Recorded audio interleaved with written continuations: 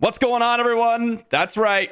I have a little bit of a sneak peek into tomorrow's announcement just because we had a judge stream where one of my patrons actually sent me a little bit of a summary of what happened during that stream. Thank you, by the way. And in one of those sections, which we're going to go over at least a little bit of a bird's eye view on this stuff, but one of the first sections was that they're going to go ahead and have a suspension announcement coming tomorrow. So that means that something's going to be changing in the meta. Something. Now, in this little snippet, they did say that FFG also wants to know that, hey, suspended cards can also just be unsuspended. Like, it's not permanently banned. It's kind of awkward to do like a suspension versus like ban, like, in terms of they're kind of the same thing in my eyes. Like, if you've played Magic the Gathering, there are situations where Magic will unban banned cards. Like, that's just an unban, you know? So you can suspend or unsuspend. It's like the same thing. It's just terminology, I guess. Maybe it's less harsh and maybe it does work on people, but to me, it's the same thing. So it's banned, or it would be banned. Something's going to happen and something's going to be banned tomorrow. Whether that's Django, Triple Dark Raid, or whatnot, I have no idea. But as we'll see with a lot of the summary here, and just in general, Django is absolutely dominant and far more dominant than FFG's thought. So I think there's really two solutions to this. Realistically, two solutions that I would be reasonably happy with in terms of what I think is going to be healthy for the game. I don't think you need to immediately do something with Han. I know a lot of people feel that way. I'm not on that same point as a lot of other people. I don't think DJ, although it is annoying, maybe you just ban it just because it is annoying for certain players. It's not nearly as big of a problem as Django. Although the numbers from the end of set 3 were pretty impressive for Han. And I had mentioned it that, yeah, it could very well be that Han is going to be up potentially on the chopping block. I wasn't really super convinced as I am with Django, but that is a question. The real two big things that I think they should be addressing are either Triple Dark Raid or Django himself. So Django himself, I know a lot of people, I really want to play Django. I love Django. I want to play Django Green, Django Double Yellow, whatever it is. And obviously banning Django would prevent all of those options. I'm not really concerned with Django. I think banning him or just kind of preventing, Django Red to be played or whatever it is, isn't that devastating. There's going to be a few players that are really unfortunately disappointed, and I totally understand that, but I think banning Django is one solution. The other solution is banning Triple Dark Raid. We've talked about this a lot. Triple Dark Raid is the key card. It's arguably one of the best cards in Star Wars Unlimited. It cheats on cost. It allows you to have deck filtering. It allows you to get immediately readied up units. It is the glue that really holds Django together in a lot of weird scenarios. It is like the card you want to see up against control, getting those immediately ready up units to push it damage. It's the card you want to see against aggro because you can pull War Juggernauts early and you can just exhaust their whole team. It's the card you want to see against mid-range because you can drop Devastators on 6 resources and just kill your opponent. Like, there's just so many different things you can do with Triple Dark Raid. It makes it really tough to be able to deal with Django when Triple Dark Raid is in existence. The problem with that is, well, now you just prevent any other deck that was running Triple Dark Raid from really being a deck. But as you start to dig into Triple Dark Raid, there's really 3 decks that are using Triple Dark Raid for the most part. The first one being Django Red, second one being Von Reg Yellow, and the third one being new Boba Fett Yellow. Those are the 3 big ones. Piet is also another one that has seen some play, like Piet Yellow with Triple Dark Raid. Von Reg Yellow and Boba Yellow are very similar decks. Like, the Triple Dark Raid idea is you're playing a vehicle deck. And so the versatility of Triple Dark Raid doesn't really end up happening. There's just not a lot of versatility you can have. It'll also be a card that'll be tough to balance even with the new 2 sets as well. And I think this is a bigger argument to ban Triple Dark Raid than to ban Django himself. Because although Django will have potential options to get stronger and stronger, which, maybe you should just ban both of them. But definitely Triple Dark Raid, any vehicle that you print suddenly has an option to be Triple Dark Raided out. And that is really scary. Very, very scary card to keep in the meta. And especially if you are looking for future balance. So I think FFG is probably pretty well off just banning out Triple Dark Raid. The other option I've heard other people say is like banning Tarkin Town. although I think Tarkentown's an amazing addition to Django and it would heavily nerf Django, I also think that we have multiple 30 HP Django red bases that are still getting top 64, top 32, top 16s. It's not going to stop Django at all. You're going to need something in addition to the Tarkentown ban. Although the Tarkentown ban is also targeting a lot of other just strength of aggro decks. Quinlan red, Cad red, Django red, etc. And that is a decent argument as well. So overall, I think what they should be doing is banning Triple Dark Raid. And honestly, I could see them just banning Django as well. Just both, to be honest. Banning IG 2000 and War Juggernaut's not even close to solving the problem. So I don't think they should do that. It's really got to be Triple Dark Raid or Django himself. But that's not all. As I said, this is a summary from the Judge stream, so we got a lot of content to talk about. And I'm just going to kind of briefly go through a few of, I think, the more interesting portions of some of these snippets from the stream. The first one I think is important to talk about is a lot of that, not cheating, but like the unsportsmanlike conduct it felt like from some of the recent tournaments. We talked about this with, oh my gosh, I forgot the name of the guy, but in the previous tournament a while back where we had that like drama with the judge call, well, didn't seem very accurate or didn't seem very, well, I guess well received. The person didn't get banned, etc., for being pretty unsportsmanlike. And we're kind of getting these types of situation happening a lot. And I think this is really, really a big thing, which is at the top, the first bullet point here, they say they do not like it, but they don't currently enforce that not happening. There's no way to disallow what's happening. This is a problem. If they don't like it, then they should try to find a way to actually enforce that. And it's not just them, but also the community is pretty outraged about this as well. We saw Pleasant Kenobi, or if you know of Pleasant Kenobi, he's a pretty big Magic YouTuber. He made a video on this a little while ago, and it got a lot of traction just because he's a bigger channel than what, you know, Star Wars Unlimited is normally used to. So I think that's absolutely something that is on a lot of people's minds and something that they should consider. They talked a lot about like kind of the behind the scenes for the next sets and everything like that. How, hey, art is starting for set 9 and set 10, which is crazy. They have new judge promos. They're going to have all unique Force units for the new prestige cards for Legends of the Force, which is huge.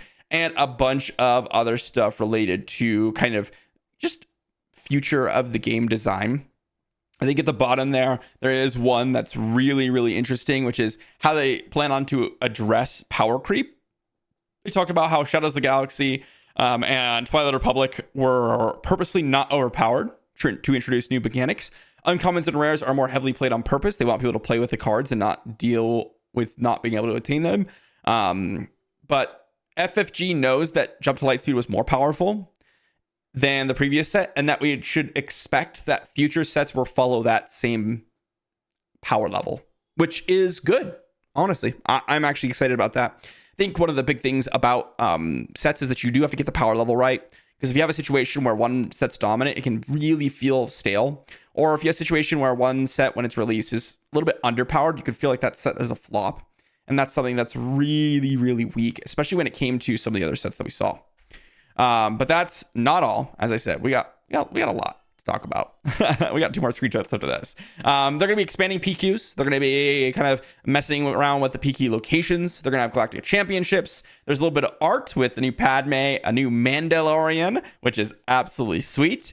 And they were worried that another leader, they said at the bottom here, FFG was 100% worried about another leader being the dominant leader for Jump to Lightspeed competitive events. That's pretty incredible. This is something kind of related to the suspension announcement. As you can see here, that was where that suspension announcement came from. This is really, really interesting to me because I wonder if it's one of the Jump to Lightspeed leaders that is already performing well. Kazuda, Piet, or not Kazuda necessarily, but Piet specifically has been the big one. Or Boba 4 has been another big one. Definitely interesting. Now, also with the scheduled ban and restricted announcement type stuff where they said they were going to come in March. It turns out it's April 9th when they're doing it. They do have a little bit, as they say, of a data collection phase to determine what the metagame looks like. So at the end of each set, we're going to be going through a bunch of different tournaments, and that will give us some data. But also at the beginning of these set releases, we're going to have, it looks like, some tournaments to get a little bit of data going so that we can make decisions, which is really, really nice. FFG, apparently the judge team claims that competitive play is out of whack and there is no rock, paper, scissors. Control beats, mid-range, and mid-range beats aggro, whatever it is. So they're definitely going to be making some changes. That's the wrong direction. There is a lot of kind of talk about different licensing agreements and long-term stuff, which is really, really actually quite fun, especially as someone who makes videos on this game and wants to continue playing it. They're still planning future sets. They're really going all in. So that is really nice to be looking forward to. Absolutely love hearing that they're planning long-term for this game, as that's something that I'd hope. And then they go on to talk about some of the experiences with the recent tournaments and how few people were like pretty upset about the prize wall and kind of the scheduling of the event. I think this is something that's just kind of, growing pains with new competitive formats. So I'm not really too worried about that. I will say a little note, especially for those of you in the USA, in terms of tariffs, because that is kind of affecting international shipments and things like that. And just in general, it's, going to raise some prices. And I have seen that for some other card games. But they say that's not going to be a problem here. So that's cool. Love that. Don't want to be paying more for cards. But I think at the bottom here, or kind of closer to the middle to bottom section, they definitely talk about Boba Fett Jango issues and kind of learning from their mistakes and all of that type of stuff and trying to kind of join in to try to get more fans into Star Wars Unlimited. I think it's really interesting because the biggest thing with this is they say that the biggest potential issue during Twilight of the Republic was not realized. There was a different leader dominating. One of the things is when they were playtesting like set 4, for example, Boba Fett wasn't banned. Like, it still existed. So the whole landscape of the meta probably was completely different. Now, they didn't expect Boba Fett to be as strong as it was, so maybe they weren't dominating completely with Boba Fett, but maybe that was the different leader that was dominating. Or maybe they were just, playing decks that weren't actually figured out by some of the best deck builders and creators out there. I have no idea, but something happened during testing. I think they've, as they said, have learned quite a bit, and we will see going forward in terms of what will happen. I think one of the biggest things to consider is, like, let's say you consider Boba Fett to be an absolute travesty of gameplay design, and you just hate FFG for it. That type of process is going to continue for the next few sets, because remember, they're working on what do they say? Like set 5, set 6 when they released set 1. So like if set 1's process was flawed, then set 2's, 3's, and 4's process was also flawed.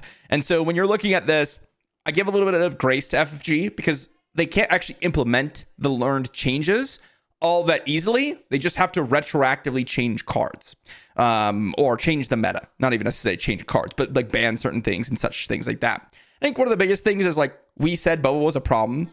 We called, like, hey, Boba Fett probably needs to be looked at. They looked at Boba Fett. They banned him.